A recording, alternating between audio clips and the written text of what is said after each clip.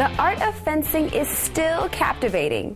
It's used in modern-day movies about the past, both serious and comical, and has been an Olympic sport since 1896.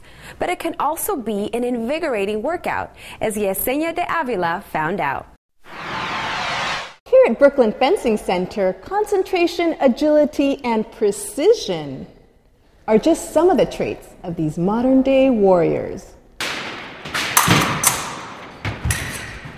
The ancient art of fencing dates back to 1200 BC. The Egyptians, Greeks, and Romans practiced this combative sport that was commonly used in wars, but also as entertainment. In modern times, we often see theatrical fencing in commercials and films like The Princess Bride and Pirates of the Caribbean. The sport of fencing has had a strong presence in Europe and only recently become popular here. There's a lot more interest. There's more clubs, there's a lot more demand for fencing now. In fencing, there are unique elements to the sport, including the uniform, the mask, the electronic scoring aids sewn into the fencer's garment, as well as the three weapons that are used: the foil, the epee, and the saber. These weapons are connected to electronic scoring aids that are used to detect the touches. You could actually hit with the point, but traditionally you will hit with cutting motions.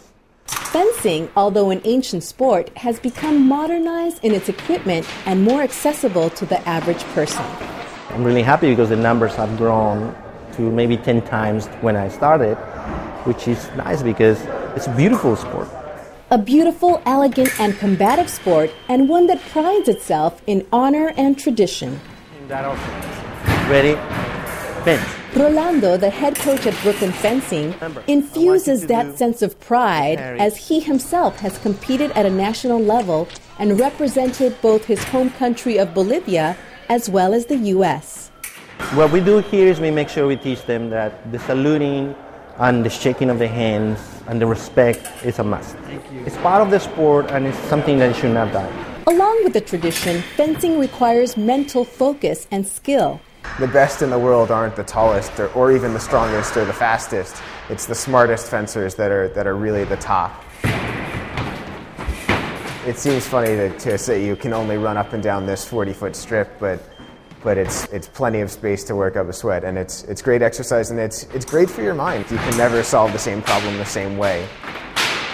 You have to expect what your opponent is about to do.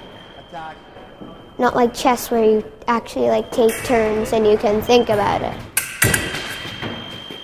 In recent times, the popularity of women fencers has also grown.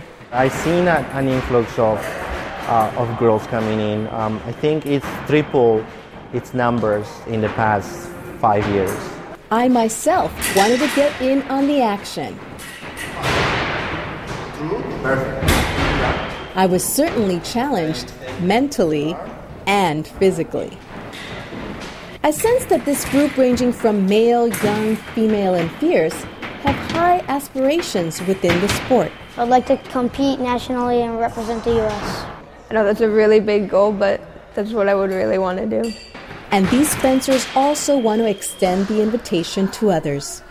I'd say to go for it because it's really fun, and fencing, it really doesn't matter who you are, where you come from. It doesn't matter whether you're a girl or a boy, what age you are. It's a sport that's really for everyone. Well, that will do it for this trip around the neighborhood. Be sure